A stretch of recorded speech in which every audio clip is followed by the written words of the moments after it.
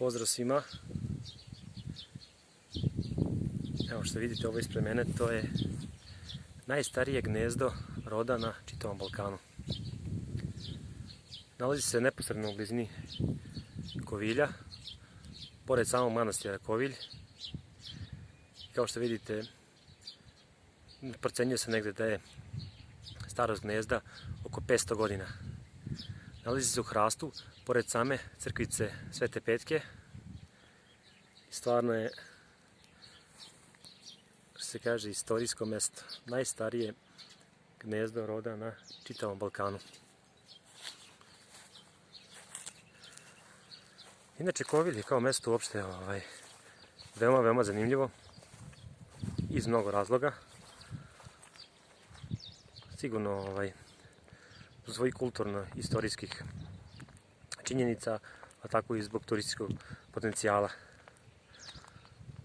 Ovdje sigurno, osim manastira Kovilj,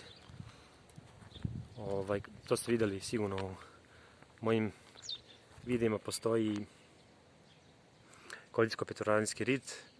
Nedaleko odavde je i Arkanj, predivan rukavac Dunava, ima i restoran. Samo mesto Kovilj je evropska prestonica roda sa oko između 30 i 35 gnezda ove veličanstvene ptice. Meštani kažu da tu postoji jedna misterija u vezi dolaska samih roda. Kaže, one dolaze negde početkom marta, a odlaze krajem oktobra i kažu da niko nikad nije vidio kada one dolaze ili odlaze. Samo se jednostavno probudi i tu su rode. To je priča samih meštana.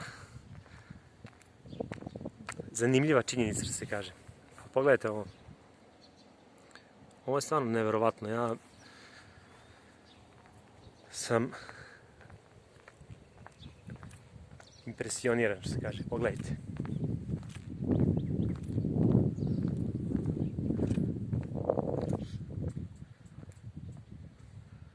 Sad ne znam koliko se vidi baš od sunca.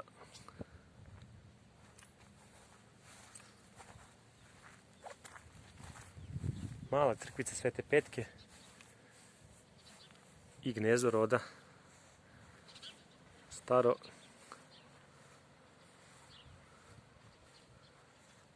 500 godina.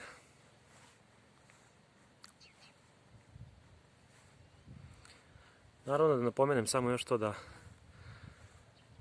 poslije svih ovih činjenica koje sam već nabrojao o mestu Kovilj, naravno ja sam snimio jedan video o Koviljsko-petrovaradinskom ritu. Također da napomenem da ovdje je rođen čuveni pisac Laza Kostić, svima poznata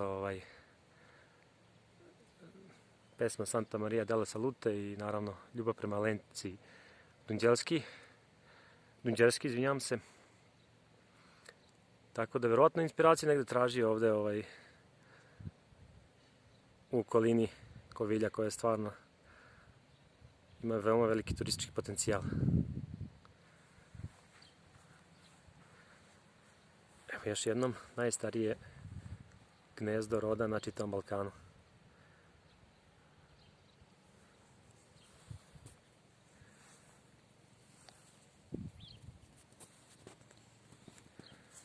Toliko od mene. Do sljedećeg videa. Vidimo se. Ćao!